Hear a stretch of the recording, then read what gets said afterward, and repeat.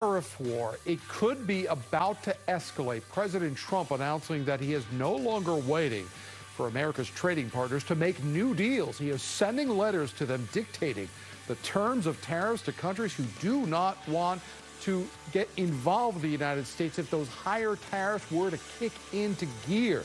The president is trying to negotiate these new tariffs with the nations. He says those percentages will range from 10 to 70%. Depending on the individual trade deficits. It comes after a 90-day pause in those trade deals, but most have yet to materialize.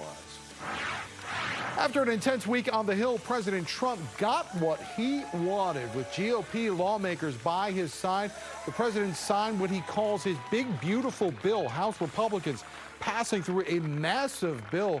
Despite setbacks along the way, 2 Republicans joined Democrats to vote against the bill. You're delivering on our promise to make America great again. Every single Democrat stands in strong opposition to this bill because we're standing up for the American people.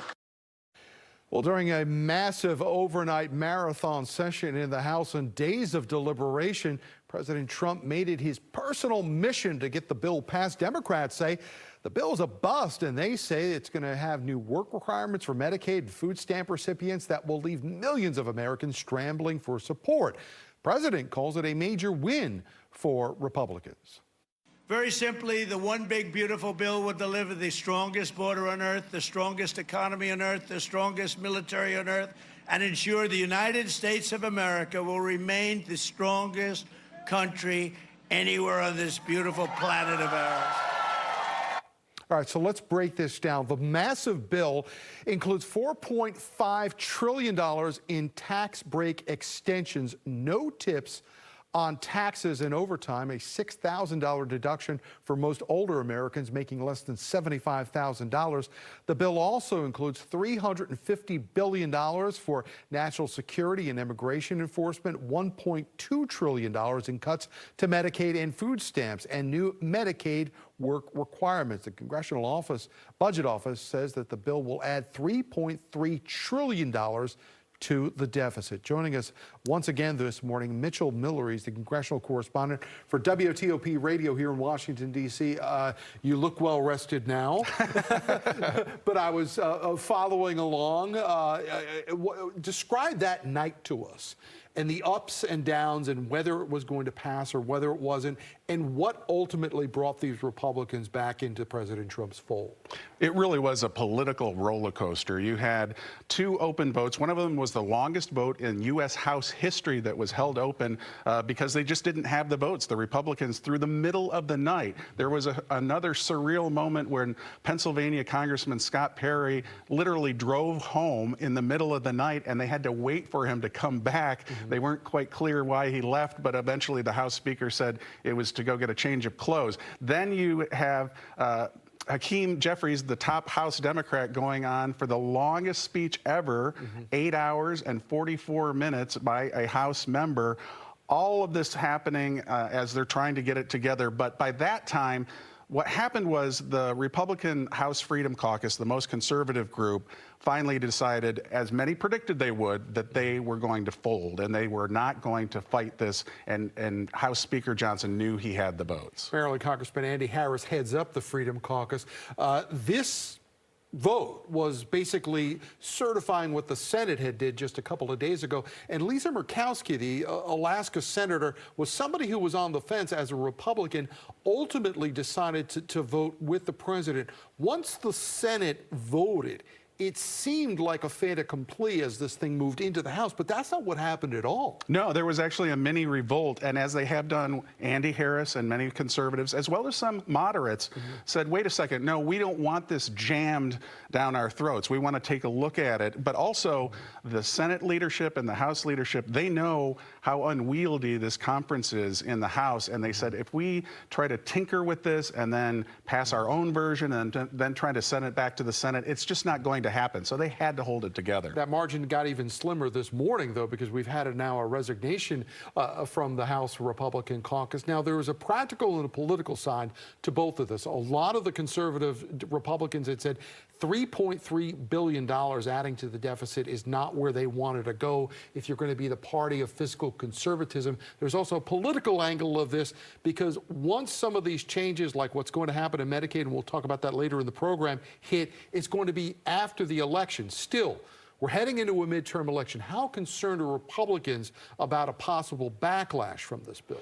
I think initially they feel pretty good about this and they're going to ride the accomplishment, but ultimately a lot of particularly moderate Republicans are very concerned about it in the House because that margin is only a few votes. And I talked to Maryland Congressman Steny Hoyer about this, and he said there is no doubt they are going to be laser focused on Medicaid and these cuts that are coming, that it's really going to be a referendum on this bill as we head to the midterms. A lot of this, though, hinges on some of the things that the president has been doing as well, too.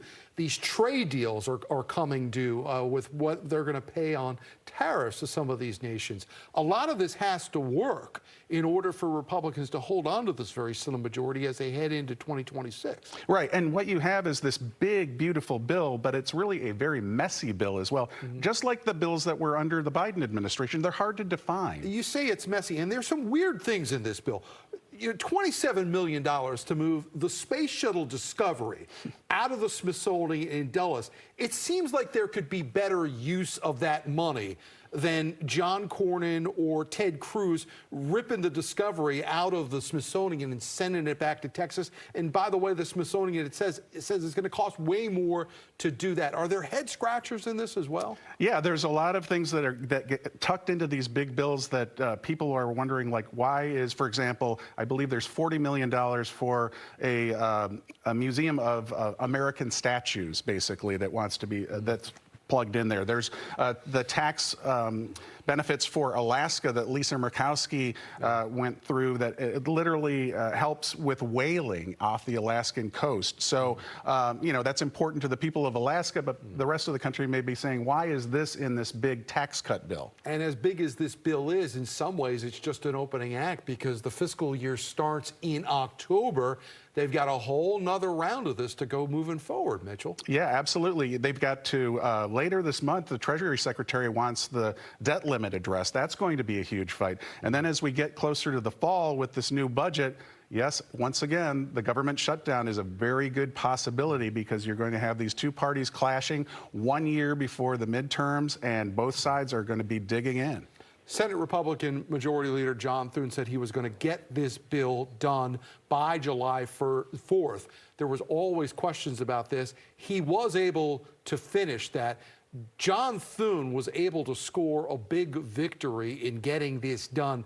Does John Thune's profile now with not only President Trump but Republicans in general raise because he was able to accomplish this? Absolutely. He has really only been as Senate Majority Leader for a very short time, when you think about it, just since the president has come into office. And they had kind of a little bit of a shaky relationship initially, but John Thune has shown that he was able to put this through, and he put through a lot of things that the House members didn't really like, but he asserted himself, and I think he definitely has raised his profile, no doubt about it. Ringo Starr's birthday is tomorrow, as he like to say, it don't come easy. Mitchell Miller joining us from WTOP Radio this morning. We appreciate your time as always. Absolutely. Insight and expertise. As we continue this Sunday morning, we're going to take another closer look at this budget bill, specifically about these cuts to Medicaid. Where are they going? Who's it going to impact? And how you might be affected, even though you think you might not. Fox 5 on the Hill continues live right after this.